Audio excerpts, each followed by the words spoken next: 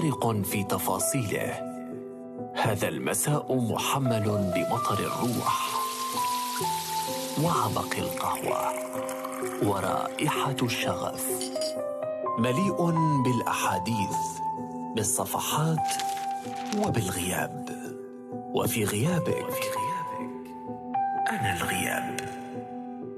حديث القهوة تستمعون إليه كل اثنين وثلاثاء وخميس على تمام الساعة 6 مساء على لبدأ FM.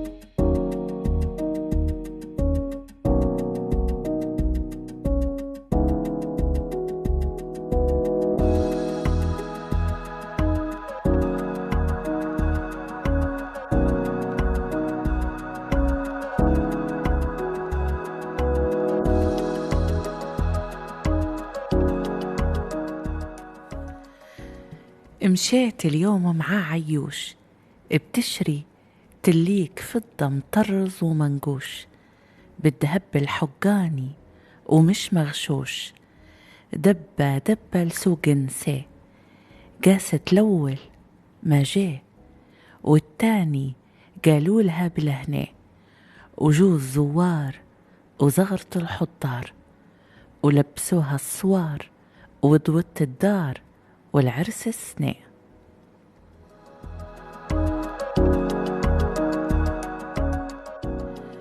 في دار السلطان زاد سرورك، وفي وسط الجنان اتفتحوا زهورك، ولو غابت الشمس يضويني نورك، ونقول لك راني جاي بوي وجاي نزورك. يا للة السواني يا لايدة بالفل، فيك شجرة الليم تطرح بالزهر، ويقعمز تحتها سيد عيني يغرف ويلم، ويقول هادي الوديدة عشرة العمر. يوم الجمعة يوم الصلاة والدين، والناس هابلة ما يرحموا مسكين، ولا يرحموا من بكيه ولا يرحموا من ناح. تمنيت روحي مدينة ومفتاحها راح، تمنيت روحي طير مقصوف الجناح.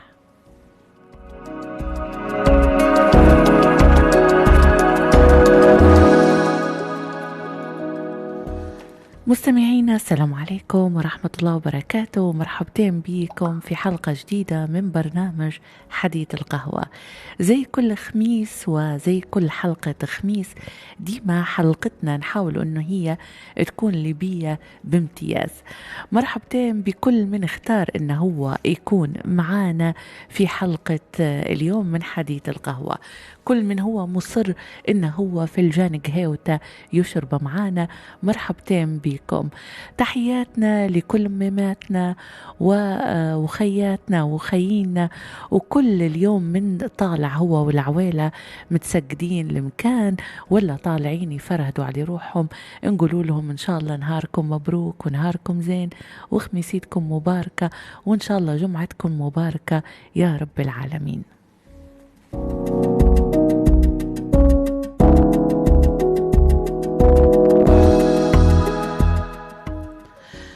حلقة اليوم ديما وزي كل حلقة خميس منورة بالملوف والموشحات، ونحاولوا إن هي تكون حلقة ليبية بامتياز. هذه غادة طبيب تحييكم، ومنفذ حلقة اليوم زميلنا أحمد الغناي.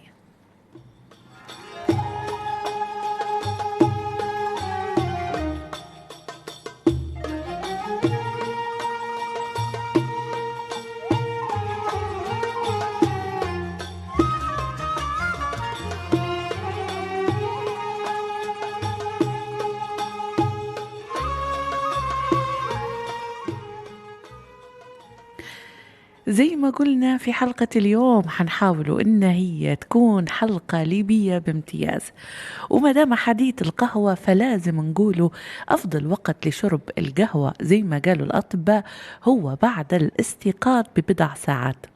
والأسوأ هو فور الاستيقاظ مباشرة. لأن علاش فور الاستيقاظ تكون معدلات هرمون الكورتيزول في الجسم مرتفعة جدا، وهذا يسبب في مقاومة تأثير الكافيين الموجود في القهوة، ويقلل مفعولها وتولي مش مؤثرة مع الوقت. كذلك القهوة زي ما يقولوا الأطباء تأثر عليه عمل الكورتيزول، وهو هرمون يخفف من التوتر، علما بأن هرمون الكورتيزول يصل للقمة 3 مرات يوميا ومش فور الاستيقاظ مباشرة. لذلك أفضل وقت لشرب القهوة هي من الساعة 10 الصبح وحتى الظهر، ومن الساعة 2 الظهر حتى 5 مساء. بس مع هذا لكل قاعدة في استثناء، كل من يحب انه هو يشرب قهوته معانا نقولوا له ان شاء الله قهوتك بالصحة والعافية يا رب العالمين.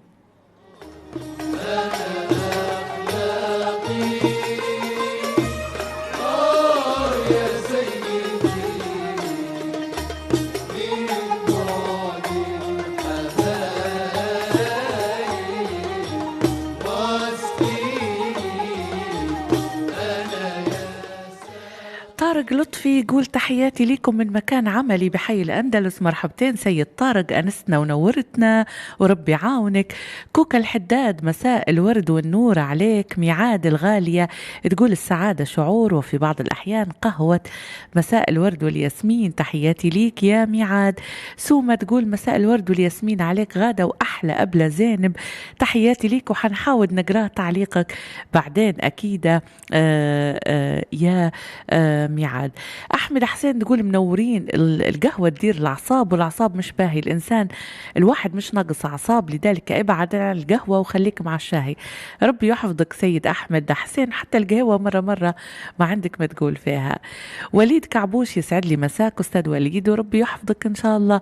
نجلة سالم الله عليك يا نجلة وربي يحفظك إن شاء الله، تحياتي ليك. وأحمد الغالي بسه تحياتي ليك وربي يحفظكم جميعا.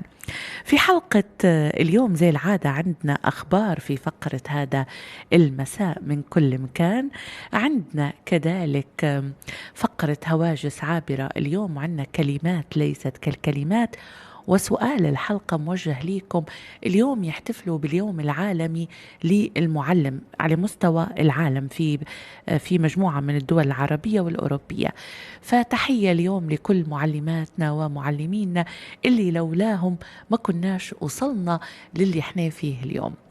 وسؤالي ليكم اليوم في فقرة هواجس عابرة، من هو المدرس أو المدرسة اللي ما زلت تتذكر فيه لحد اللحظة هذه وتبي توجه له كلمة شكر وكلمة حب وكلمة وفاء؟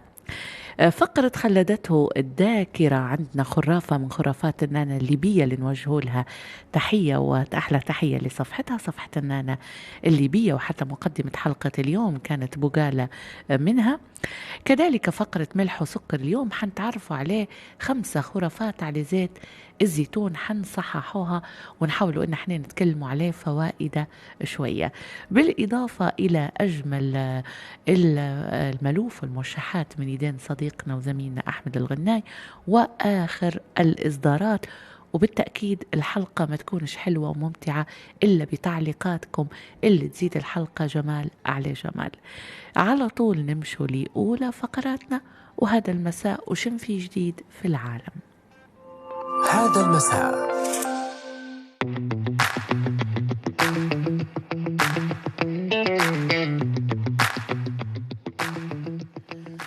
في خبرنا الأول، تترقب العاصمة الفرنسية باريس طرح قبعة الإمبراطور نابليون بونابرت السوداء الشهيرة، التي تبرز عليها شارة دائرية بألوان العلم الفرنسي في مزاد خلال نوفمبر المقبل، وفق ما أفادت دار أوزنا للمزادات. وقالت الدار أن نابليون اعتمر هذه القبعة في منتصف فترة الإمبراطورية، وعلى مدى نحو 15 سنة اعتمر نابليون نحو 120 قبعة، طرح بعضها في عدد من المزادات.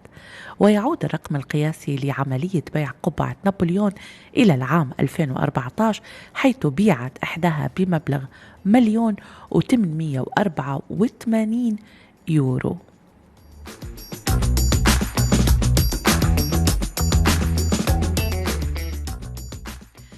في خبرنا الثاني، كشفت جوجل مجموعتها الجديدة من هواتف بيكسل الذكية والتي تضم هاتفا مهنيا معززا بتقنية الذكاء الصناعي التوليدي، وهي تكنولوجيا باتت تحويها معظم السلع والخدمات هذه السنة. ويمكن لهاتف بيكسل 8 برو والذي يتميز بشريحة قوية أن ينفذ بعض وظائف الذكاء الصناعي على الجهاز نفسه، وهو أول هاتف ذكي مزود بنظام الذكاء الصناعي الخاص به للصور.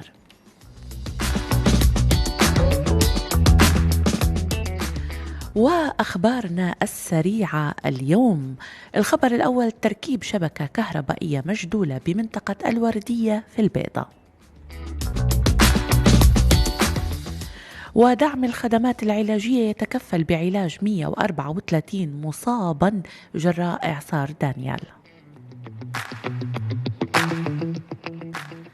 وتركيب محطة جديدة للأرصاد بمطار باري.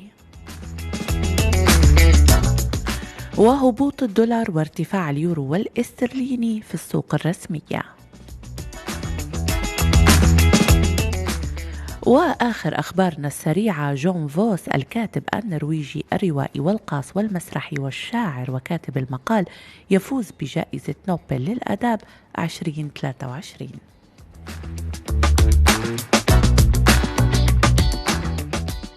هذه كانت أخبارنا اليوم وتعليقاتكم تهمنا أكيد. شو رأيكم نسمعوا يلا من الملوف والموشحات اللي مختارها أحمد، ونرجع ونقرأ تعليقاتكم وبعدها على طول لفقرة هواجس عابرة.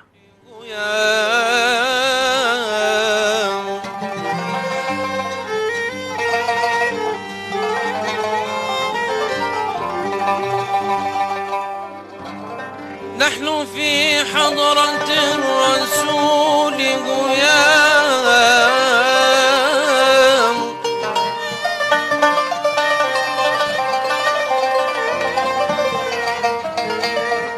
أهذه يقظة أم جاذ منام؟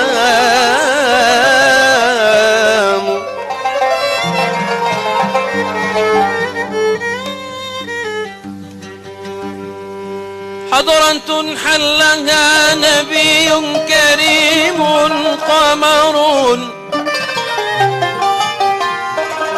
حضرة حلها نبي كريم قمر، ظللت عليه الغمام.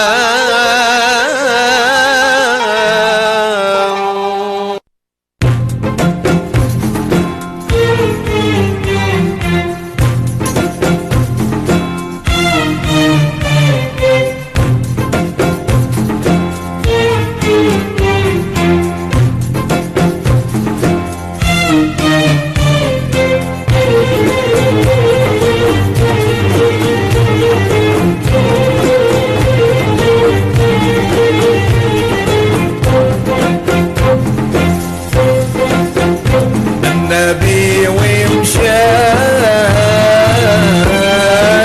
يسعد من سار، النبي ومشاله يسعد من سار، النبي ومشاله بالزاد والزواد ورزق حلال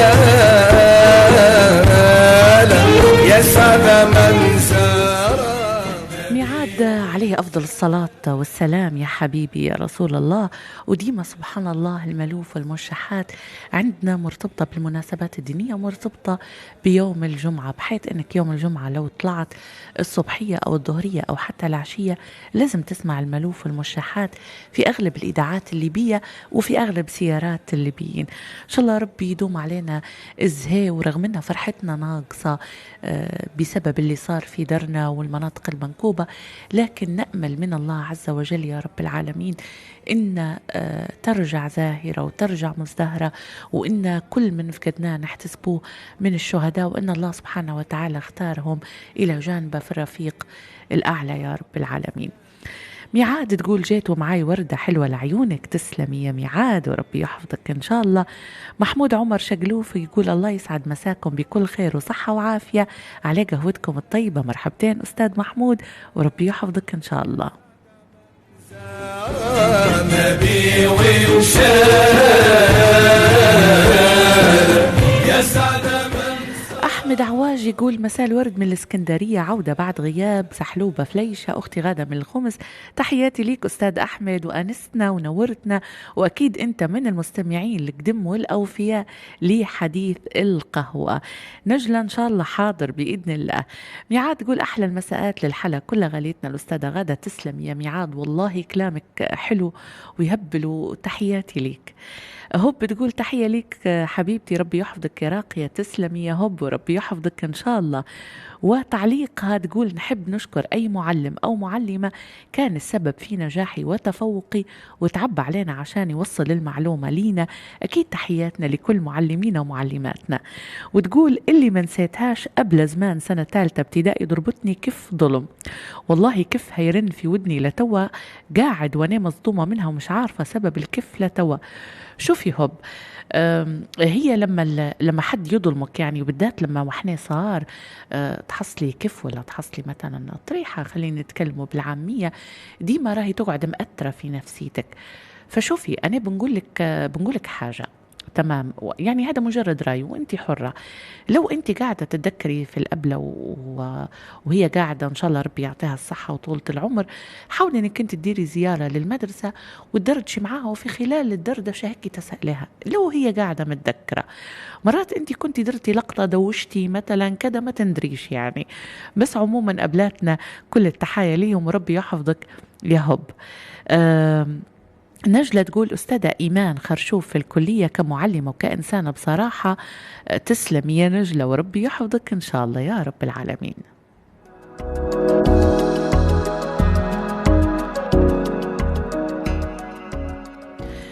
ميعاد تقول قهوة الأحبة ما تضرش أكيد بس ما نكتروش بس. عيوشة وينك غياب؟ تقول اليامات اللي فات تقول نحب نوجه شكر لأبلة ليلى بن جدي تقريبا، لو أنا قريت الاسم صح صححي لي، مدرسة الإنجليزي نحبها ونحب مادة الإنجليزي من أحب المواد لي، وكنت متفوقة في الإنجليزي في ثالث إعدادي. ربي يحفظها ويحفظك يا أيوشة، وأكيد أبلاتنا كلهم ومعلمين نوجه لهم كل التحية والحب. سيف علي يقول قوم إذا جالستهم يبرد الفنجان ويدفأ قلبي. سيف علي يومكم جميل ورائع، تحياتي ليك سيدي الفاضل. على طول يلا أنا وياكم وأحمد نمشوا مباشرة لهواجس عابرة وكلمات ليست كالكلمات، وسؤال حلقة اليوم عن المعلم الأقرب لقلبك.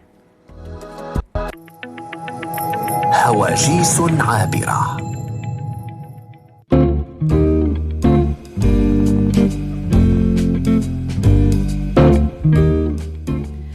إذن في هواجس عابرة اليوم عندنا جزئين من الفقرة.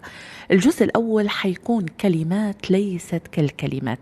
زي العادة اكتبوا لي كلمات إما من كتابتكم أو من اقتباسات من كاتب معين من كتاب معين، عبارة أنتوا تعتبر مبدأ ليكم في الحياة، قريتوها وعجبتكم، ممكن في واحدة من مواقع التواصل، في واحدة من الكتب، وأنا بدوري وأنا بدوري نقول لكم عبارات اقتبستها من كتب من أماكن معينة وعجبتني وحندر تشوفها. وسؤالي ليكم اليوم حول المعلم أو المعلمة اللي قاعدين تتذكروا فيه لحد الآن وهو صاحب فضل عليكم وما تنسوش شيء.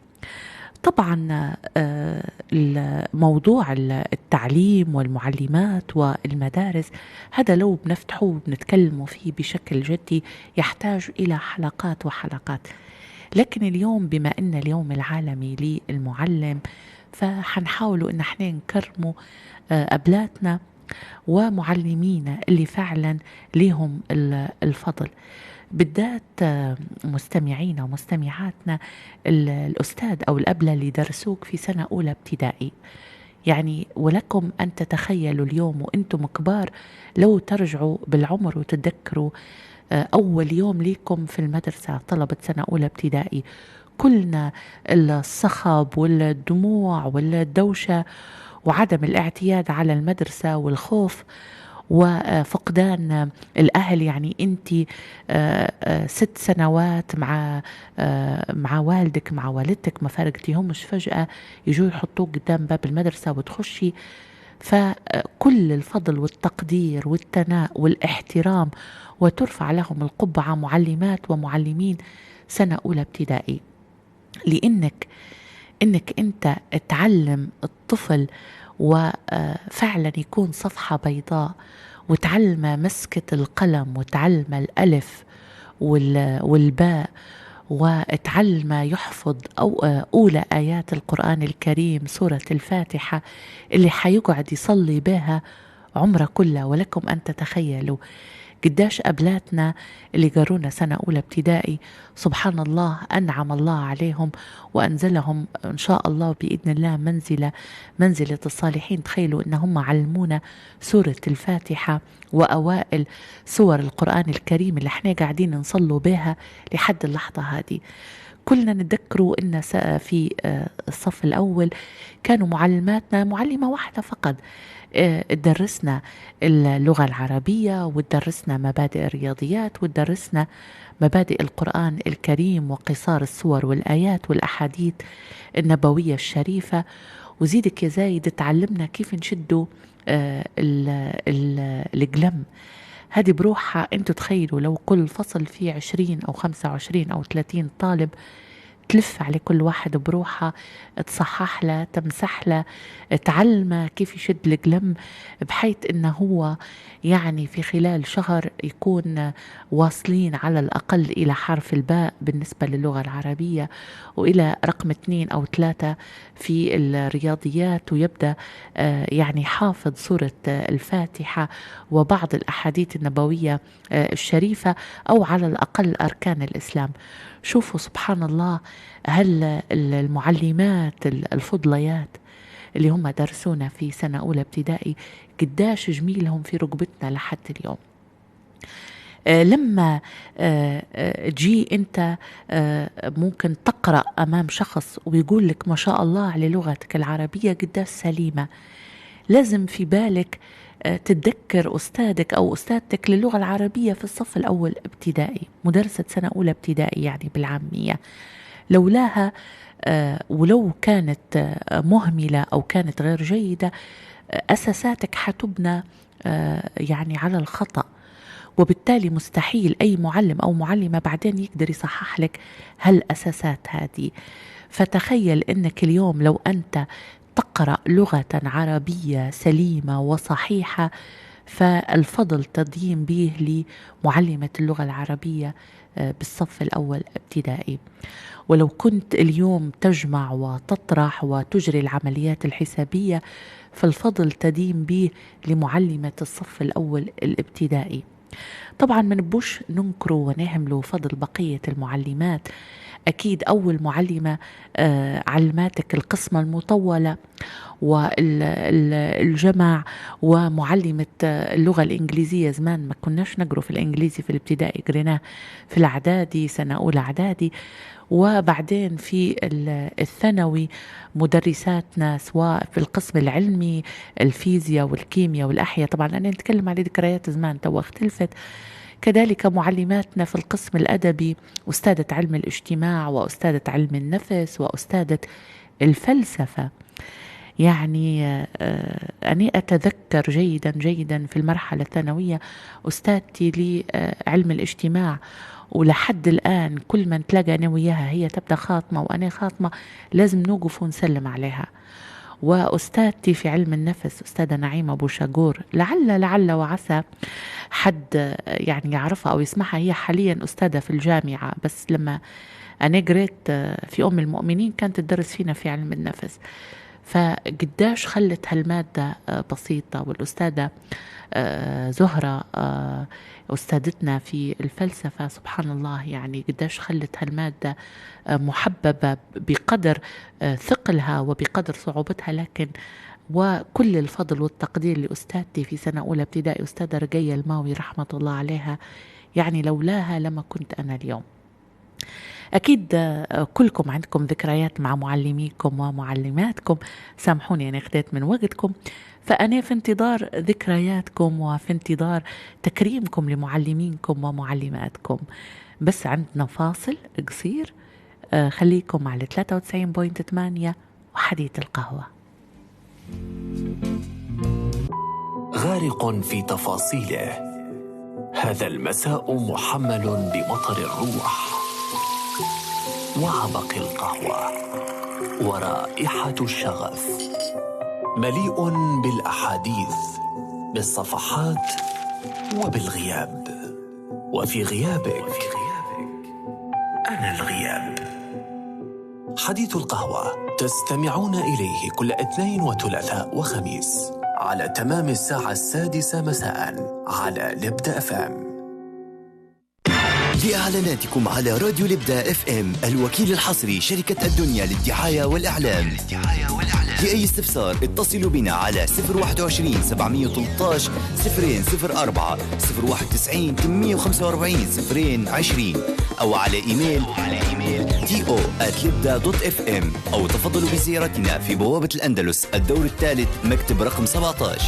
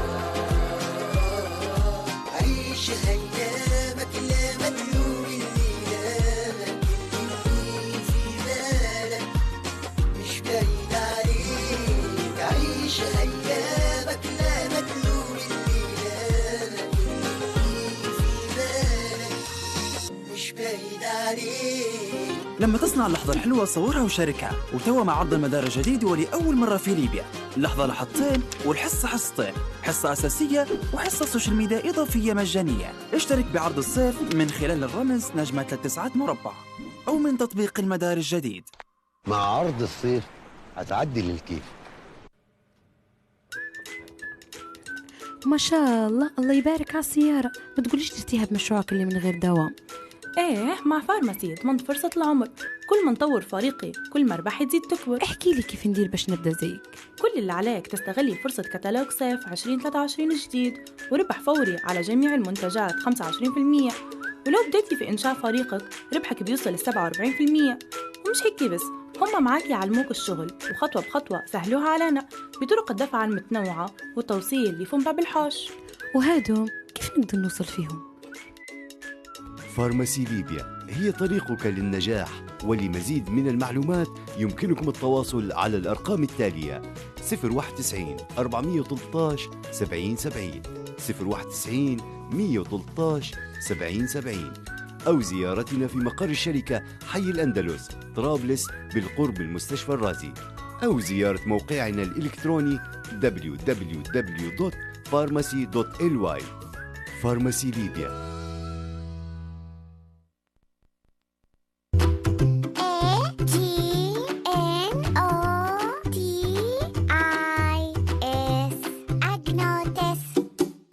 الآن جديد حفاضات أغنوتس بالتقنية المبتكرة درايتك بنواة وقنوات امتصاص مضغوطة سريعة الامتصاص، تمتد على طول الحفاض وتمتص حتى 6 أكواب. توفر لطفلك أقصى نوع من الراحة والجفاف، تصل حتى 12 ساعة متواصلة بالإضافة إلى مؤشر البلل والرطوبة وطبقاته الداخلية الناعمة والمضادة للتحسس. عندما تجتمع التكنولوجيا لحماية ورعاية طفلك، إنها منتجات وحفاضات أغنوتس اليونانية. للتواصل، الوكيل الحصري والوحيد شركة إكسير العالم 092 180 0180 أو عبر صفحتنا على الفيسبوك أغنوتس ليبيا. متوفر بالصيدليات والأسواق وتطبيق بريستو. أغنوتس، النقاء لأطفال سعداء. أغنوتس. بنغير زيت ومش عارف أبقى أفضل زيت نستخدمه لسيارتي. هذا السؤال اللي محير الكل.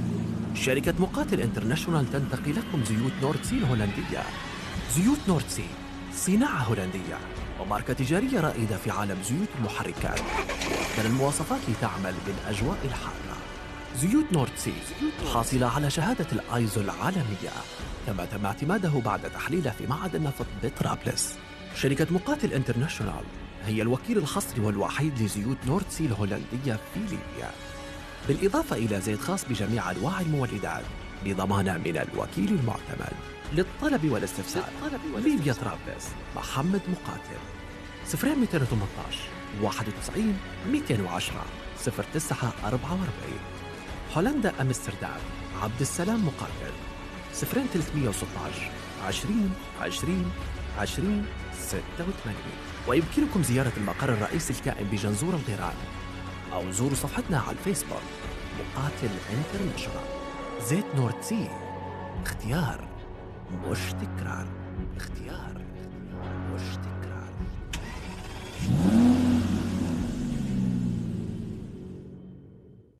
الإنترنت أصبح أساسي في حياتنا، تواصل اجتماعي، دراسة، مشاريع وأعمال، بالإضافة للتسلية والترفيه. لذلك الكل محتاجين إنترنت لا ينقطع وبخدمات مرضية. هنا سكاينت طورت خدماتها من جودة وسرعة وضمان لمدة 3 سنوات على المعدات من شركة كامبيو. كما طورت سكاينت خدمة مزود الطاقة في شبكاتها لترافقكم حتى أكثر من 3 أيام متواصلة دون كهرباء. يعني سكاينت حتقعد معاكم حتى لو صار بلاك أوت. العنوان: الفرناج تريغزناتا الجديدة بالقرب من مديرية الأمن طرابلس. هاتف 091 034 94 34. اختار صح، اختار سكاينت.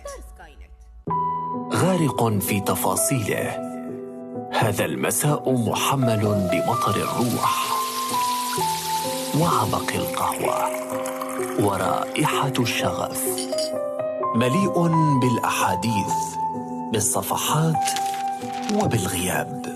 وفي غيابك أنا الغياب. حديث القهوة تستمعون إليه كل اثنين وثلاثاء وخميس على تمام الساعة 6 مساء على لبدأ FM.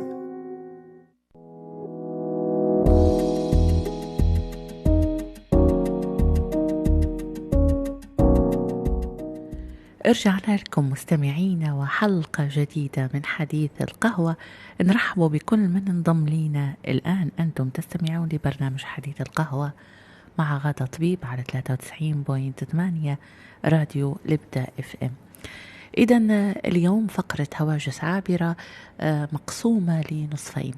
النصف الأول سنتحدث فيه عن اليوم العالمي للمعلم، يعني القامات التي لن نستطيع ولم نستطيع إيفائها حقها مهما تكلمنا عنها.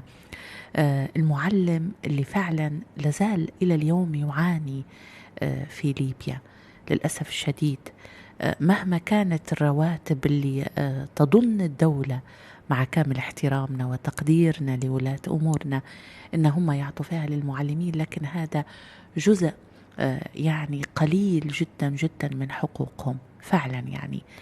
يعني أنت تتكلم عليه أهم عصب من أعصاب الدولة، تتكلم عن عمود مهم من أعمدة الدولة وهو التعليم. لا توجد ترتقي وتزدهر وتبني إلا بالتعليم. الدول الأخرى اللي احنا نرنو لها ونتطلع إليها ازدهرت اليوم وأصبحت على القمة بفضل التعليم. يعني الطفل أنت ترفع صفحة بيضاء للمدرسة، نعم تلقنا الأخلاق وتلقنا التربية وتساهم مع المدرسة، لكن المدرسة هي العصب الأساسي اليوم. المعلم هو اللي يخلي الطالب يحب المدرسة، هو اللي يخليه يحب القراءة، هو اللي يخليه يحب الكتب. المعلم هو الذي ينتج المهندس والطبيب والمحامي والمذيع والقاضي ورجل الأعمال. هذو كلهم يعني من إنتاج المعلم، شئنا أم أبينا. إذا صلح التعليم صلحت البلاد، وإذا فسد التعليم فسدت البلاد. فاليوم كل التحايا لمعلمين ومعلمات، أنتم فوق رؤوسنا. ما تنسوش توجهوا تحية لمعلميكم ومعلماتكم. خلينا نقرأ التعليقات. أيوشة تقول صح قريتيها، موجودة معاكم الأسبوع اللي فات، انشغلت شوية. تسلم يا أيوشة.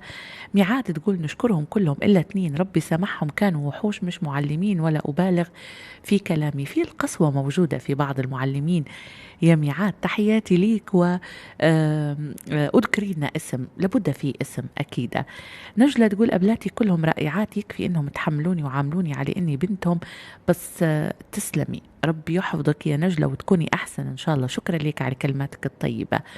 ميعاد تقول نشكر أمي الله يرحمها لمتابعتها وتشجيعها ودعائها لي في دراستي، رحمة الله عليها. أكيد جميل الأمهات ما ينساش إطلاقا.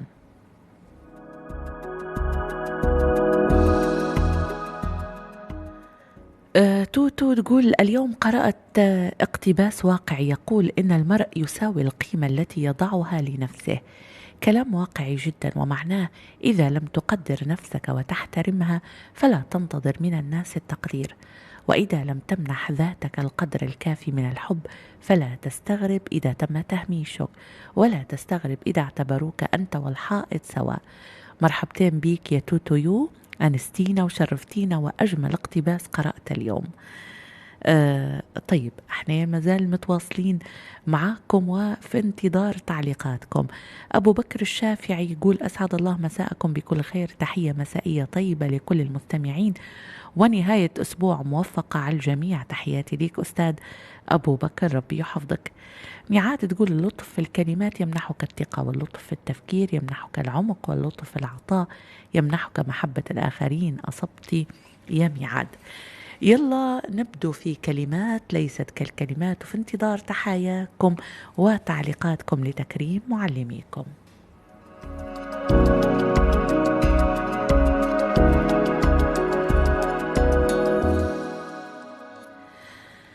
يقال في سؤال سأله أحدهم ما هي أسوأ ليلة ينامها الإنسان؟ يقال هي أول ليلة بعد فقده لشخص يحبه، حينما يغمض عينيه بعد بكاء طويل ويطلق تنهيدة طويلة تنتهي بنومه دون أن يشعر، ثم يستيقظ وهو لا يعلم كيف نام، ويظن أن كل شيء كان حلما مخيفا، ثم يكتشف أنه لم يكن كذلك، وأن الحلم في الواقع حقيقة. هذه فعلا أسوأ ليلة ينامها الإنسان، ليلة الفقد الأولى، ليلة الرحيل الأولى. ولو كان في حد ممكن على الفيسبوك يستمع لينا من درنا وشاء الله إنه هو يفقد شخص أو يفقد أشخاص، وما أكثرهم الفاقدين والمفقودين، حيحكي لكم على أسوأ ليلة ينامها الإنسان، وهي أول ليلة بعد الفقد. في حكمة صينية مستمعينا تقول إن كل شيء يولد صغيرا ويكبر، إلا الحزن يولد كبيرا ثم يصغر. يعني نأمل من الله عز وجل إن كل الأحزان في العالم تختفي وتتضاءل وتتلاشى يا رب العالمين.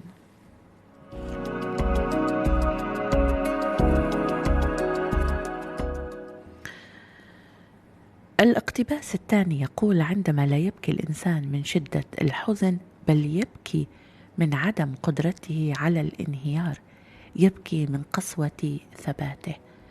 أحيانا الإنسان يكون في حاجة للانهيار، راهو كون أنك أنت تنهار وتبكي وتحزن وربما حتى تحطم الأشياء من حولك، هذه مش علامة على الضعف إطلاقا، هذه علامة على أنك أنت إنسان سوي. لأن الإنسان أحيانا يبكي فعلا من قسوة ثباته. الإنسان اللي هو أعصابه تتحمل وما أكثرهم، الإنسان اللي هو يستطيع التحمل ويستطيع الوقوف بثبات وصلابة زي الجبل، هذا تأثير أي فاجعة أو تأثير أي فقد أو أي حزن راهو يكون عليه أكبر من الإنسان اللي يصرخ ويعيط ويبكي، لأن الأول هو مصاب بالثبات زي ما يقولوا، فهو لا يستطيع البكاء، أو حتى لو بكى لن يستطيع التفريج عن مكنونات قلبه. بينما الإنسان الثاني اللي ربما يصرخ، يحطم، يتحدث، يتكلم، ممكن يتصرف تصرفات في وقتها احنا تبان لنا ان هي مبالغ فيها، لكن هي فعلا نوع من التنفيس عن الكبت، نوع من التنفيس عن الغضب. هذا مش حنقوله انه هو ينسى بسرعة، ولكن يشفى بسرعة. بينما الإنسان اللي يبكي ولكن هو ثابت، هو قاسي، وهذا شيء مش بإيده، هو لا يستطيع الشفاء بذات السرعة وبذات القوة.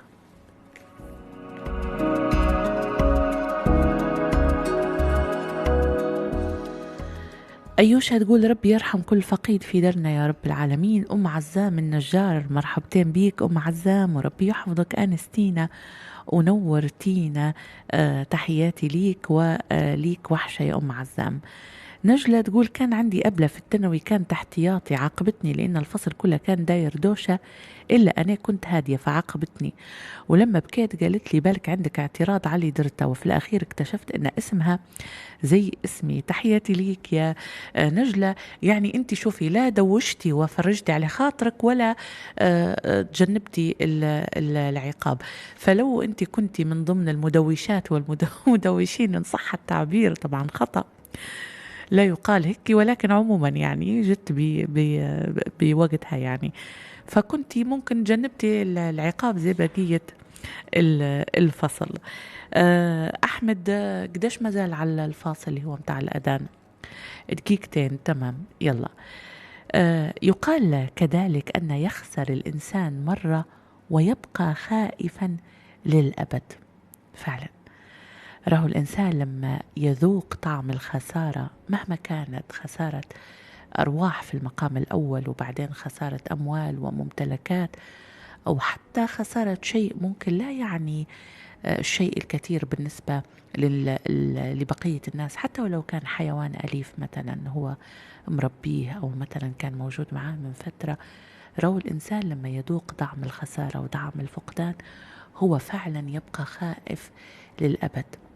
يعني الإنسان اللي يموت لحد دائما يقعد خايف على الناس اللي حواليه، لدرجة إن في شخص مرة نحكو، فكان أمه توفت، فقال لي أنا قعدت قرابة شهر أو شهرين بعد وفاة أمي يعني رحمة الله عليها، كل مرة نجي نحط في إيدي قدام يعني خشم بوه يشوف فيه يتنفس ولا لا، ومرات قال لي نفتح في الدار عليه ونقعد واقف نشوف فيه يتنفس ولا لا، يعني صدره يركب وينزل أو لا. نوع من الفوبيا، راهو نوع من الخوف يصير عند الناس. ففعلا راهو الإنسان يخسر مرة ويبقى خائفا للأبد. احنا مازال متواصلين معاكم، بس عندنا فاصل لرفع آذان صلاة المغرب حسب التوقيت المحلي لمدينة طرابلس وضواحيها. تقبل الله صلاتكم ودعاءكم، وخليكم على 93.8.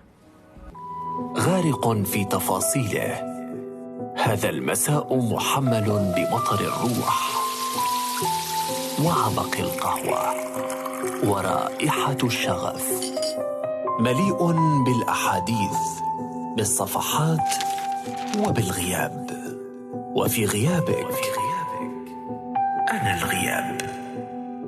حديث القهوة تستمعون إليه كل اثنين وثلاثاء وخميس على تمام الساعة 6 مساء على لبدأ FM. حان الآن موعد أذان صلاة المغرب حسب التوقيت المحلي لمدينة طرابلس وضواحيها، فعلى المقيمين خارج المدينة مراعاة الفروق في التوقيت. الله أكبر الله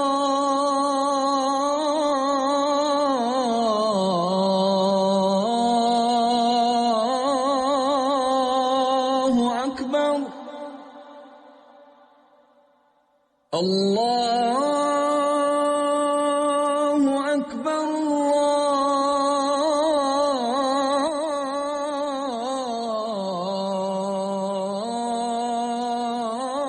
الله أكبر أشهد أن لا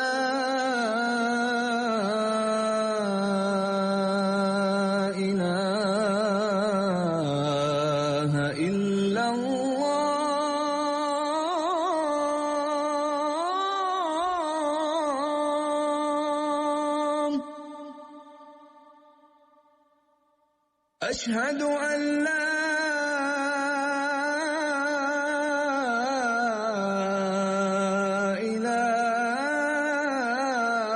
إله إلا الله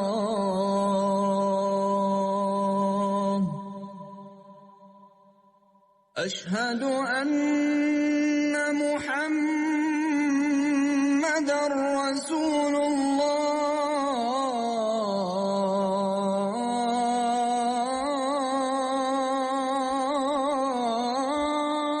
الله أشهد أن محمدًا رسول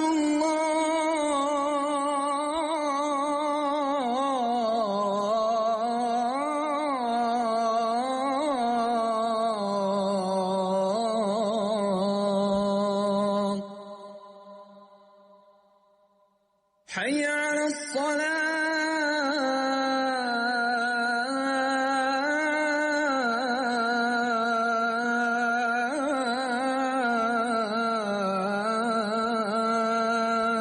الصلاة حي على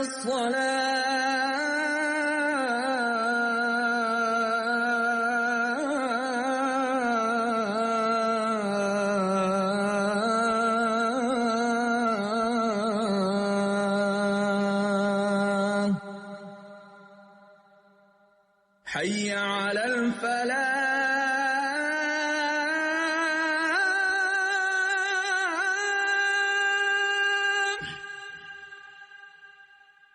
حي على الفلاح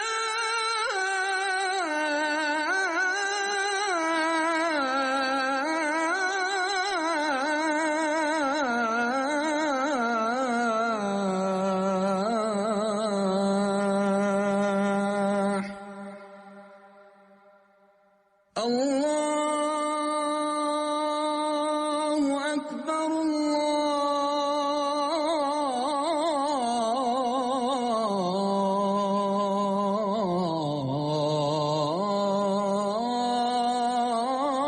الله أكبر لا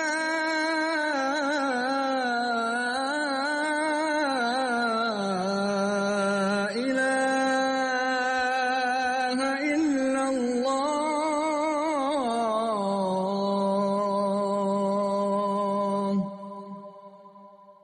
اللهم رب هذه الدعوة التامة والصلاة القائمة آتي سيدنا محمدا الوسيلة والفضيلة والدرجة العالية الرفيعة وابعثه اللهم المقام المحمود الذي وعدته إنك لا تخلف الميعاد. أستغفر الله أستغفر الله أستغفر الله اللهم أنت السلام ومنك السلام تباركت يا ذا الجلال والإكرام لا إله إلا الله وحده لا شريك له له الملك وله الحمد وهو على كل شيء قدير اللهم لا مانع لما أعطيت ولا معطي لما منعت ولا ينفع ذا الجد منك الجد لا إله إلا الله وحده لا شريك له له الملك وله الحمد وهو على كل شيء قدير. لا حول ولا قوة إلا بالله، لا إله إلا الله، ولا نعبد إلا إياه. له النعمة وله الفضل وله الثناء الحسن. لا إله إلا الله مخلصين له الدين ولو كره الكافرون. سبحان الله والحمد لله والله أكبر. غارق في تفاصيله، هذا المساء محمل بمطر الروح وعبق القهوة ورائحة الشغف، مليء بالأحاديث، بالصفحات وبالغياب، وفي غيابك أنا الغياب. حديث القهوة تستمعون إليه كل اثنين وثلاثاء وخميس على تمام الساعة 6 مساء على لبدأ FM.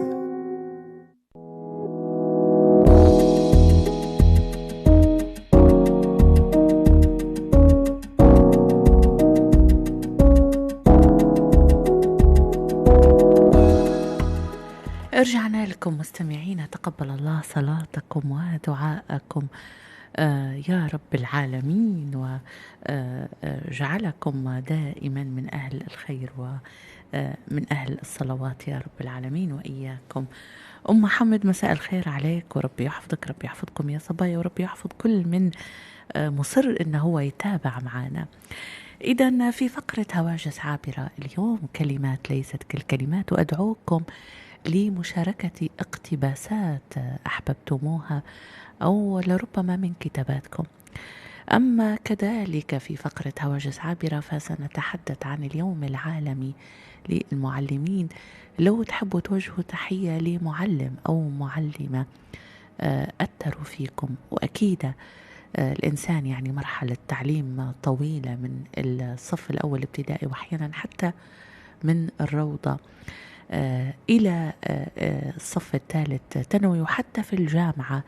على فكرة في دكاترة يعني درسونا ولا زالوا أثروا فينا، ودائما نذكروهم بالخير لمواقفهم، للعلم اللي كانوا يلقمون إياه بالملعقة زي ما يقال. وبالذات يعني دكاترتنا في كلية القانون جامعة طرابلس، جامعة الفاتح سابقا، يعني كل التحية وكل التقدير وكل الاحترام ليهم. مهما تكلمنا مش حنقدروا نوفوهم حقوقهم، فتحياتنا ليهم. عندنا يلا نكملوا الاقتباسات وكلمات ليست كالكلمات. يقال لا تثق في الكلام وقت الرخاء، فمعادن الناس تتضح وقت الشدة. فعلا وقت الفرح ووقت السعادة انت تفرح بالناس اللي هم محيطين بيك، ولكن أمتى تفرح مزبوط؟ الناس اللي تجيك في شدتك، اللي وقت المحنة ما تسيبكش، وقت المحنة تلقاهم واقفين معاك، ظهرهم في ظهرك وإيدهم في إيدك. لذلك أنا دائما أقول وأعتقد أنكم أنتم تتفقوا معي إن اللي ما يجيكش في فرح، في مناسبة عرس، في مناسبة في عيد ميلاد، في كذا، عمرك ما تزعل منه، لأن الإنسان عندها ظروف، ناس عندها ظروف. لكن في أوقات المحن والشدة والمرض اللي ما يسيبكش ويتصل ويسأل وتلقاه واقف معاك بجهده وبماله وقبل هيك بمشاعره، هذا إنسان ما تفرطش فيه، لأن فعلا راهو الكلام وقت الرخاء ما تطقش فيه، وقت الشدة لأن معادن الناس تبان في وقت الشدة. يقال كذلك تأملت في النعم فوجدت أن أعظم النعم هي التي قد لا يتفطن لها الكثير، وياما مستمعينا من نعم احنا غارقين فيها، لكن للأسف الشديد لأن احنا نشوفه فيها كل يوم وتعودنا عليها فما نحسوش فيها إنها هي نعمة. أسألوا اللي ما عنداش صغار على نعمة الصغار اللي ممكن انتي تتأففي منهم ومش حاستيهم. أسألي على اللي فقد حوشة على نعمة الحوش اللي انتي ممكن مش عاجبك لأنه هو صغير أو مش مأتت كويس أو ربما حتى يكون إيجار. أسألي على اللي فاقد بوه وأمه لو انتي ممكن بوك مضيق عليك شوية، ممكن في مصروف أو في طلوع أو في خشوش، أو أمك ممكن مرة يصير بينك وبينها موقف وهذا يحدث. أسألي عليه نعمة الزوج الصالح على قضة عمرها وللأسف الشديد يعني شاء الله أن هي ما ترتبطش. أسألي عليه نعمة العلم والشهادة اللي انت في ايدك ممكن تكون مش عاجباتك، أسأل عليها الإنسان اللي حرم إنه هو يكمل تعليمه.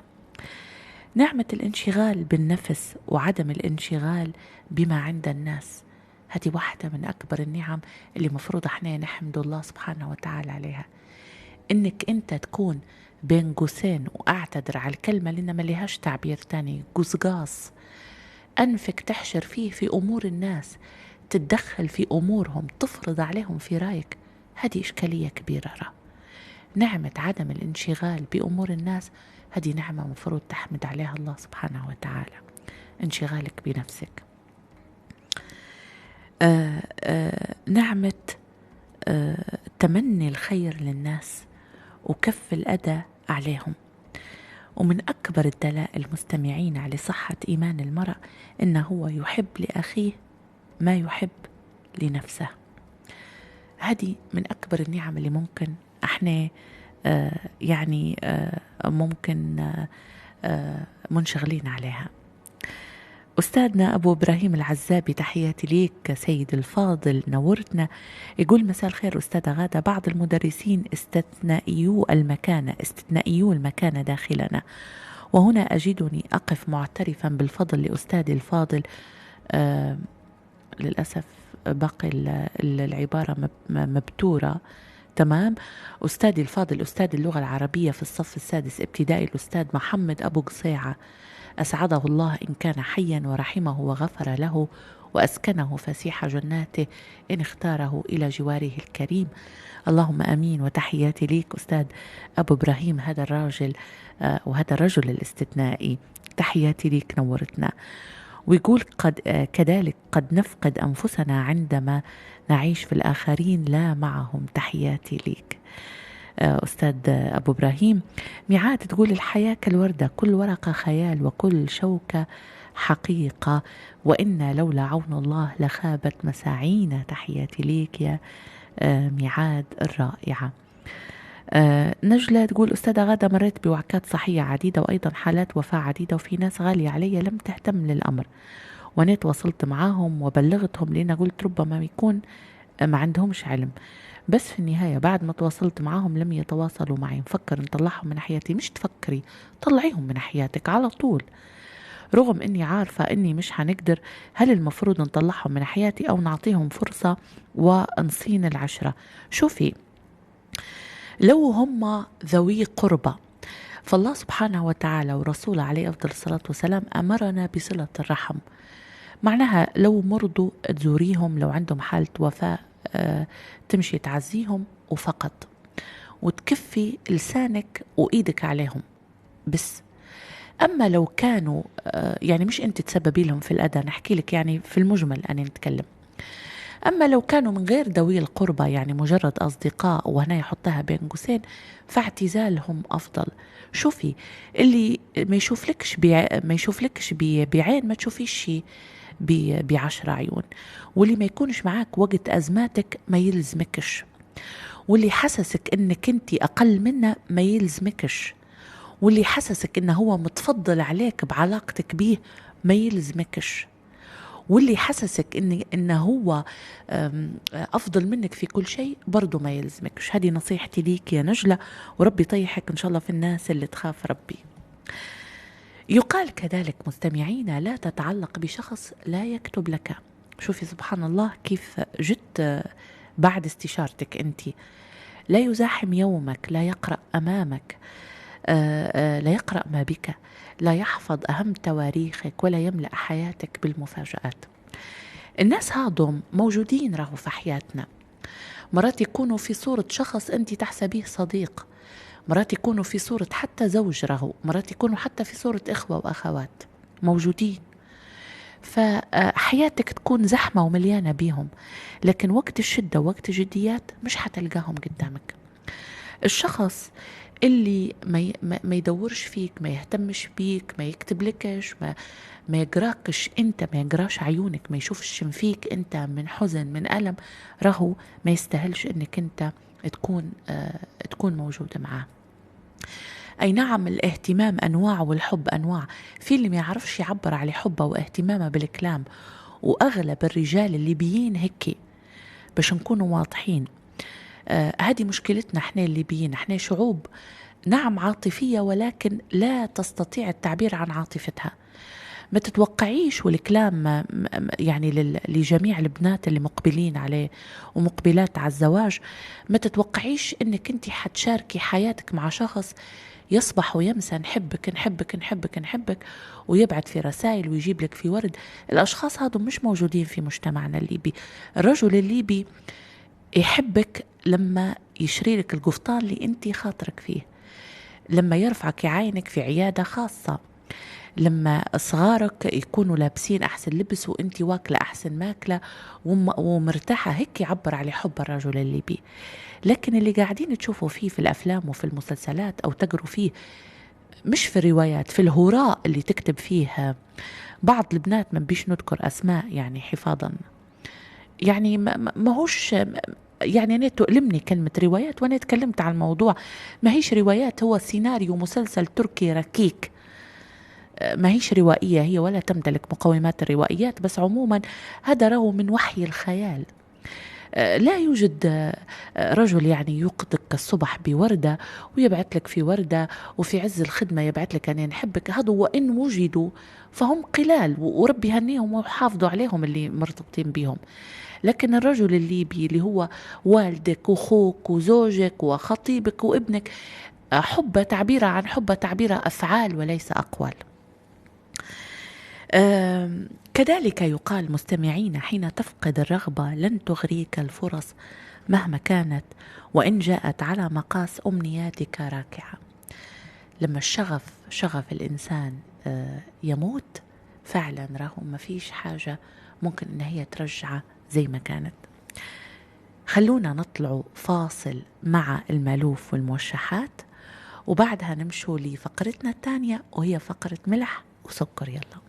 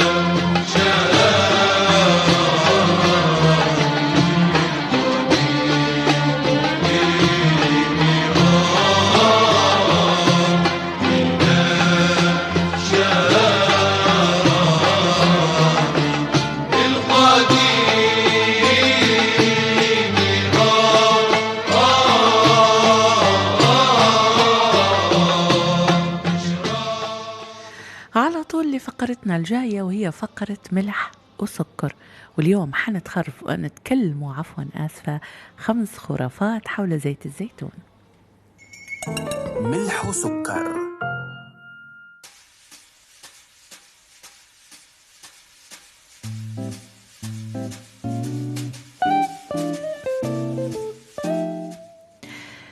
ينتشر العديد من الخرافات حول زيت الزيتون، وفي معظمها ما لهاش أساس من الصحة، زي مثلا إنه هو لا يصلح للقلي وإن صلاحيته طويلة الأمد.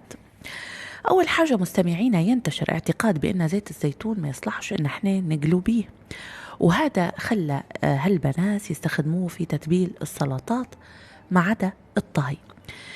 العلماء شن قالوا إن زيت الزيتون يحتوي عليه نقطة دخان أقل من بعض زيوت الطهي الثانية، وزادوا قالوا إن يمكن تسخينه حتى من 165 إلى 180 درجة مئوية. تخيلوا، يعني هذه حاجة ممكن أغلبنا ما كانش يعرفها.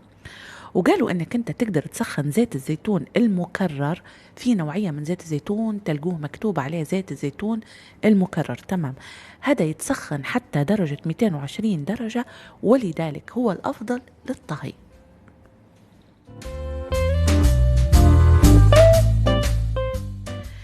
الخرافة الثانية حول طول أمد صلاحية زيت الزيتون هي ما هي صحيحة. زيت الزيتون مستمعينا ومستمعاتنا يكون صالح حتى مدة 2 عام، كما أن لما جيت خزنه تحت أشعة الشمس المباشرة حيتغير لونه وطعمه بصورة أسرع. أما زيت الزيتون البكر فيفقد نكهته بعد نص عام تقريباً.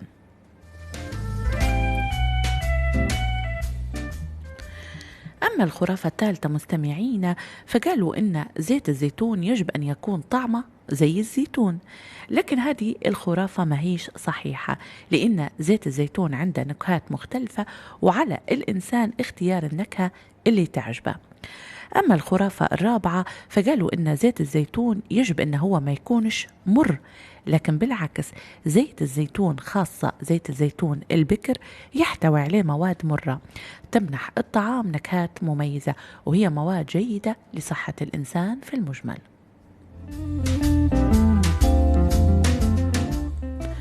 وفي خرافة خامسة انتشارها مش كبير، وبدت من لما بدو الناس يستخدموا في زيت جوز الهند، وتقول إن زيت الزيتون غير صحي، وهذا خاطئ. هو من أقدم المواد الغذائية ويحتوي عليه مواد غذائية هامة للجسم زي فيتامين إي. يعني احنا للأسف الشديد أغلب استخدامنا هو في الزيت النباتي وخاصة في القلي، يعني حتى نحاولوا ان احنا ندخلوه، تو بتقولوا لي إنه هو أغلى، تقريبا أصبح هو وزيت الزيت النباتي اللي هو المكرر والمهدرج، واللي احنا مش عارفين أصلا مصدره، وهل هو مر على الرقابة ولا زي هالبحاجات ما مرتش، يعتبر معادل في نفس أعتقد في نفس السعر. فممكن انك انت تشري وتحاول انك انت تدخله شوية شوية في نظامك الغذائي. مثلا لما نجوب بالعامية نتكلموا ولا السيدات حيفهموني، لما بتجي تطفي البصلة حاول انك انت تطفيها بزيت الزيتون وما تخليش ينحرق هلبة. حاول انك انت تدخليه، مثلا لما تجيب تديري كيكة فرضنا مثلا فيها مثلا طاسة زيت، نص طاسة زيت زيتون، وزي ما قلنا هو درجات وأنواع، ممكن في ناس حتى تفهم أكتر مني يعني حتى في الموضوع هذا، ونص الطاسة الثانية زيت النباتي العادي. حاول انك انت في نوعية اللي هي زي ما قلنا المكرر اللي معدل الاحتراق متاعها 220، وحتلقوه ما نبوش نديروا دعاية، لكن في أنواع من زيت الزيتون مكتوب عليها مكررة وتقدروا تقلوا بها وصحية أفضل من الزيت النباتي المكرر. ربي يمتعكم إن شاء الله بالصحة والعافية وهكي، ونكون وصلنا لختام فقرة ملح وسكر.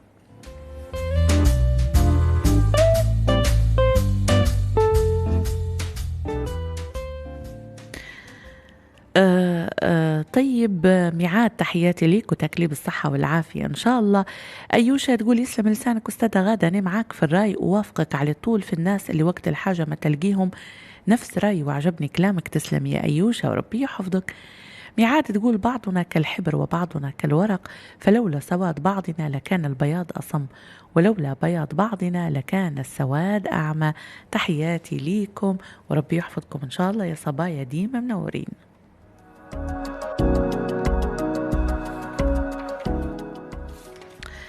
يلا نرجعوا لهواجس عابرة. يقال لمستمعينا لا يوجد أسهل من الكراهية والبغضاء، أما الحب فهو يحتاج نفسا عظيمة. فعلا رهو انك انت تكره وانك انت تبغض انسان، هذا حاجة ما فيش اسهل منها. ولولا الكراهية والبغض ما كانش في حروب وما كانش في قتل وما كانش في دم. سهل انك انت تكره، والله اسهل حاجة في الدنيا. لكن انك تعفو وتسامح وتحب، هذا فعلا راهو يحتاج نفسا عظيمة. مش معنى هذا انك انت تكون ساذج وانك انت تقابل الإساءة بالإحسان على طول، لأن في صنف من الناس، وأعوذ بالله من شياطين الإنس، يعني أكرمكم الله وعافاكم، هذا صنف لما أنت تضحك في وجهه وتتجاوز على كلامه اللي زي السم وتتجاوز على إساءاته، هذا حيعتبرك أنك أنت ساذج، وحيقعد يعني يستفز فيك ويستغل فيك، ويقعد لدرجة أنك أنت ممكن تمرض من كلامه. للأسف الشديد، وأنا قاعدة هنا نوجه في الكلام للأمهات، ياريت تسمعوني كويس. لما تربي بنتك إن هي، وأعتذر وأنا آسفة على الكلمة، بين قوسين تكون وقحة وتعتبري فيها إن هي تاخد في حقها، رو هذه إطلاقا ما هيش تربية. لما تقعد تقولي وتعتزي سكتهم، ما خليتهمش يدووا، خليتهم يطلعوا من المكان، أعطيتها على راسها، نطيت فيها، رو هذه ما هيش تربية صحيحة وجيدة. وأنا نشوف على أرض الواقع في للأسف سيدات مربيين بناتهم بالطريقة هذه، تلقح عليك وتطول في لسانها و تحسسك انك انت اقل منها وانك انت اصغر منها، وتعتبر فيه نوع من الجرأة والشجاعة. اطلاقا العمر له احترام، والقدر والمكانة لها احترام. فكون انك انت تشجعي في بنتك او في ولدك من لما هم صغار، اضرب وخليه يتكلم وقول وياخد حقه، وراهو فلانة المدرسات يخافوا منها والمدير يخاف منها، رو هذه معناها أنت ربيتي تربية غير سوية للأسف الشديد يا سيدتي الفاضلة. يقال كذلك أن الإنسان هو الذي يرى الأشياء كما يريد، فالأشياء تبدو قبيحة أو جميلة رهنا بوجهة نظر المتأمل. ذلك يعني أن الجمال ليس القائم خارج ذات الإنسان، ولكن الجمال الحقيقي هو الموجود في داخل الروح الإنسانية. فعلا كن جميلا ترى الوجود جميلة. احنا اللي نقدروا نخلوا الدنيا نشوفوها حلوة. الجمال نابع من داخلنا احنا. انت لو تبي نهارك يكون حلو ونهارك يكون جميل وأيامك تكون حلوة، حتكون حلوة بإرادتك انت. لكن لو انت قاعدة تشوفي تدوري على الحاجات السلبية والنقص اللي موجود في الناس اللي حواليك، عمرك ما راح تكوني سعيدة. أنا نشوف في ناس مش قادرين يقدروا الحاجات اللي موجودة عندهم، ومش قادرين يعطوها قيمتها لين يفقدوها، يبكوا على المفقود لين يفقدوا الموجود. راو خلينا نتكلموا بصراحة، احنا كليبيات هذا ديدننا وهذا دأبنا. الإنسان لما يفقد حاجة يقعد يبكي عليها لين يفقد الحاجة اللي موجودة قدامه. اللي يفقد بوه يقعد خلاص معش يقعد يبكي على فقد بوه وينسى أن أمه الحمد لله قاعدة موجودة.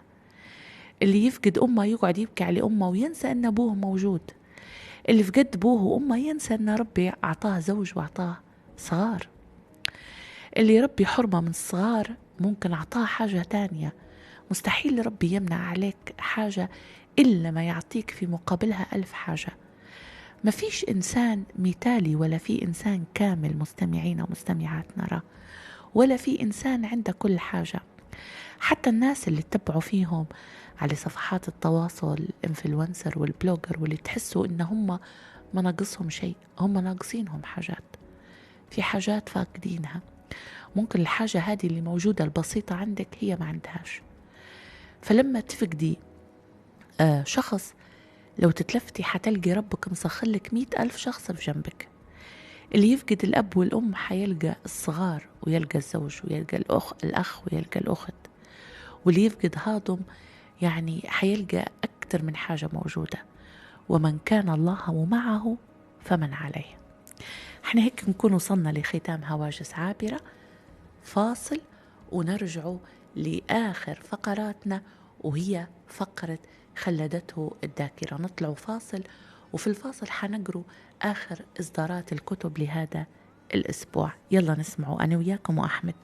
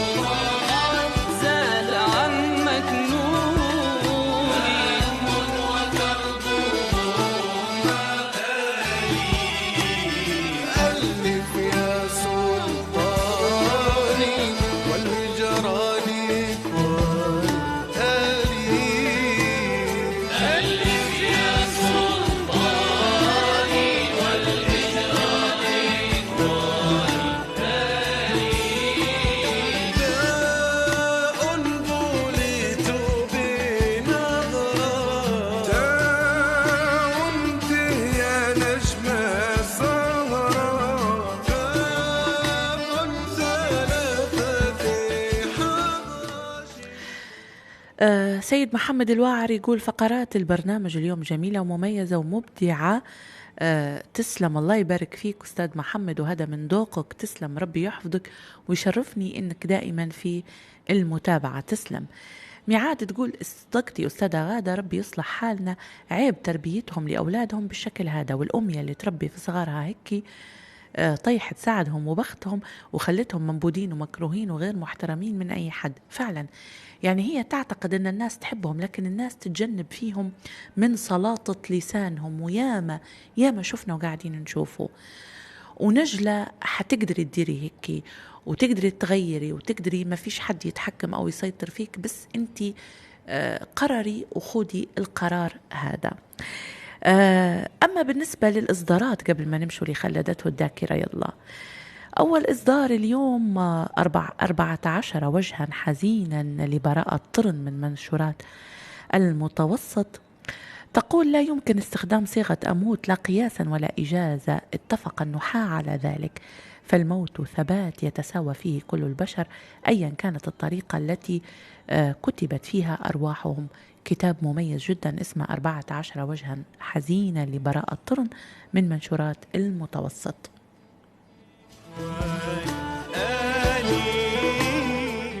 كتابنا الثاني لهذا اليوم أسس الفكر الفلسفي المعاصر، عبد السلام بن عبد العالي، منشورات المتوسط. وعلى فكرة الكتب هذه موجودة حتى بصيغة الPDF، وفي اللي عنده الفيزا يقدر يوصي عليها وتوصل لعند باب الحوش، خاصة جماعة اللي يقروا في الفلسفة وعندهم مشاريع تخرج أو بحوث أو كذا، كتب مميزة جدا.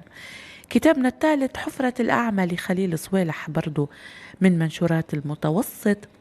يقول سيصدم أولئك الذين يظنون أن رواية القصص لا تحتاج إلى كيمياء معقدة، وأن الخيال وحده من يعمل على هواه في عملية تشكل الأحداث. هذه طبعا إصداراتنا. نسمعه وراجعين يلا على طول آخر فقراتنا وخلدته الذاكرة.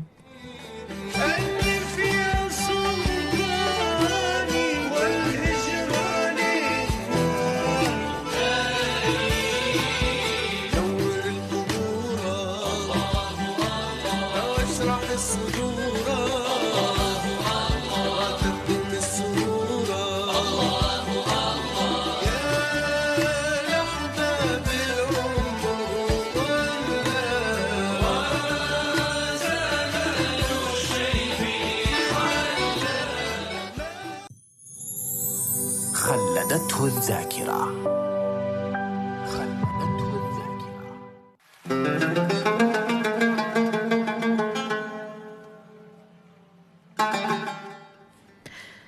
اليوم في خلدته الذاكرة عندنا خرافة غرشن درتي يا مقهورة أكرمكم الله، وهي زي العادة من كتابة النانا الليبية اللي نوجه لها كل التحية والتقدير. تقول النانا: نمسيكم بالخيرات والليرات، جيتكم بخرافة وحكاية على بنية سمية فاطمة في وسط 6 بنات، قبلها 3 وبعدها 3، وعندها 4 وخيين مترافقين، وبوها وأمها هيك كبرهم حيين.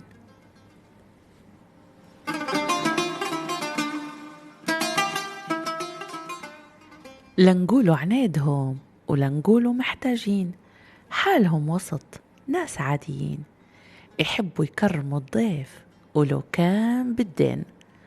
بوها في الشكل خشم وعين، وفي الفعل كلمته وزنها كبير، وأمها ريمة عسولة وفعلها ما تلحق طولة، وخيينها 2 زينهم زين أمه، و2 فيلة وانقسمت على أختهم فاطمة، وخياتها الله الله إغزالات لهلوبات وفالحات. هي حتى فاطمة فالحة وكريمة ونظيفة وقلبها محرار، لكن العقل احتار. الأم غزالة والبو زينة ما صار، فاطمة كانت في الشكل عادية.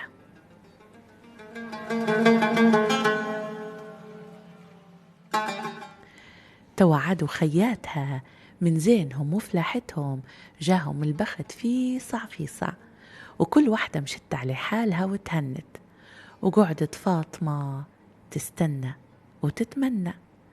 فاطمة كانت عارفة الفرق بينها وبين زين اخواتها، لكن أمها كانت ديما جابرة بخاطرها وتدعي لها بالنصيب الباهي، وتدعي لربي يرزقها باللي يسعدها ويدللها. كانت أمها ديما تقول لها يا بنيتي يا باهية، إن شاء الله يجيك نصيب زي الرعد، يرفعك من هنا ويعيشك فهنا وما تشوفي معاه هدي. يا حنا دورة شهور، وفي يوم من الأيام خشوا زوز نساوين على ميلودة أم فاطمة اللي كانت حاطة رحي وترحي في الشعير.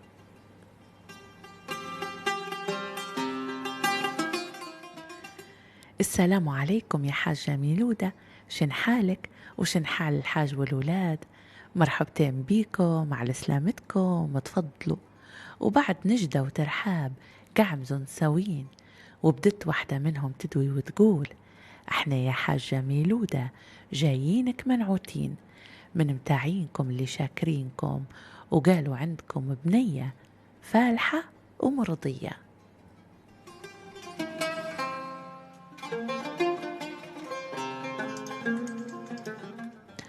فرحت الحاجة ميلودة وقالت في نفسها يا والله نهار سعيد، بختك يا فطومة جاء. ردت عليهم وقالت اللي دلوكم ما خانكم، حق بنيتي فالحة وعلى فيم ساكت، ويا سعد من ينولها، واللي فيها الخيرة ربي يجيبها. قالت المرأة اللي متكلفة بالدوة يا زينك كلام، نادينا على بنيتك نشوفوها وبالعين ما ناخدوها. مشت الحاجة ميلودة تنادي على بنتها فاطمة وقلبها ملهوف بين فرحة وخوف.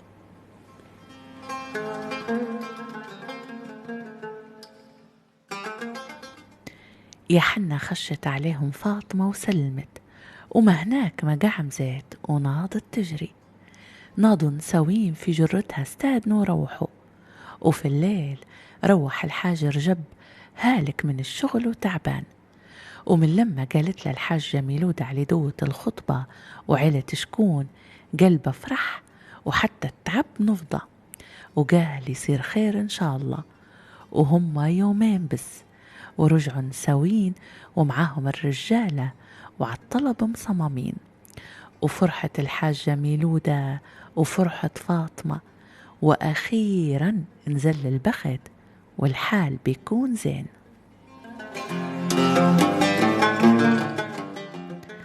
وتمت الخطبة والعرس في شهرين، ووصلت فاطمة لحوشها واستقبلها عريسها، ويا لطيف من أول ليلة ضرب وتكشيخ، ولا عاجبة شكل ولا توصيف، وهو الله الله عليه، لا لون ولا عون ولا كلمة طيبة ولا طبعة حنون. قعد صبحت فاطمة في الحوش تحوس، خشوا عليها نساوين العيلة شني يا عروس شني يا فاطمة؟ قالت فاطمة في خاطرها أحليلي شن بنشكي من أول يوم، خليني نسكت ونشوف.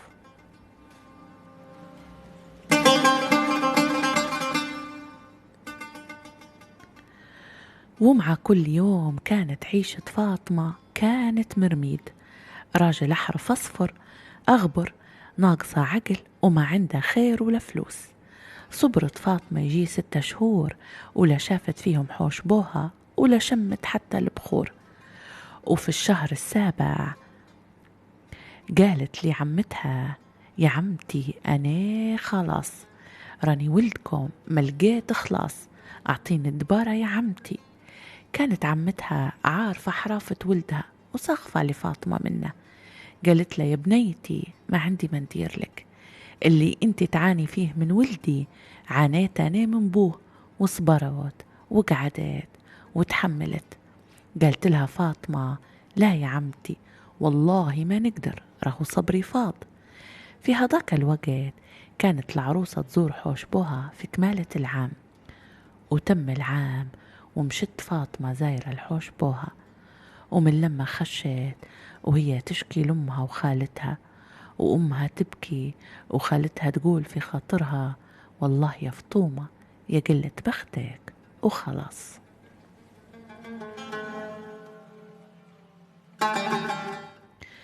يا حنا أمها قالت لها: خلاص مكانك وصلتيه، وتوا نكلم بوك اللي ما يرضى فيك حتى دقة الشوكة. اتطلقت فاطمة والحسرة في قلبها من قلة بختها، وزادت حسرتها لما عرفت انها تستنى في عويل. قعمزت تبكي وتنوح على قلة بختها وحظها المنحوس، وامها جنبها دليلها حاير وعقلها طاير، وبوها واقف في وسط الحوش يسمع ويفكر ويحوس. جاها أبوها وقالها: يا فطومة توا شن الدبارة واللي تبيه أنا فيه، تبي تولي وتربي عويلك مع أبوه وتتحملي عليه خاطره، ولا تبي تقعدي وحوش بوك ليك مفتوح انت وعويلك؟ فكري وما تستعجليش، راهو العيل مليه إلا أبوه وحوش جدودة يربوه. وطلع أبوها وكملت أمها الكلام، قالت لها: يا بنيتي يا باهية، تمنيت لك من المولى يعطيك نصيب الفروح، لكن الله غالب مقدر ومكتوب. فكري في كلام بوك ومش تقولي ما نبوك. باتت فاطمة تخمم في حالها وتبكي على أحوالها وتبكي على أحوالها واللي طرالها من دون إخواتها. وهيك نكونوا وصلنا لختام الجزء الأول من خرافة شندرتي يا مقهورة. بعد سوا عليكم وعلينا من القهرة، ونكون وصلنا لختام حلقة اليوم من حديث القهوة. إن شاء الله يا رب تكون الحلقة نالت إعجابكم ورضاكم، وموعدنا أنا وياكم يوم الاثنين الساعة 6 وحلقة جديدة من حديث القهوة. تصبحوا على ألف خير وليلتكم سعيدة. غارق في تفاصيله، هذا المساء محمل بمطر الروح وعبق القهوة ورائحة الشغف، مليء بالأحاديث بالصفحات وبالغياب، وفي غيابك أنا الغياب. حديث القهوة تستمعون إليه كل اثنين وثلاثاء وخميس على تمام الساعة 6 مساء على لبدأ FM. لإعلاناتكم على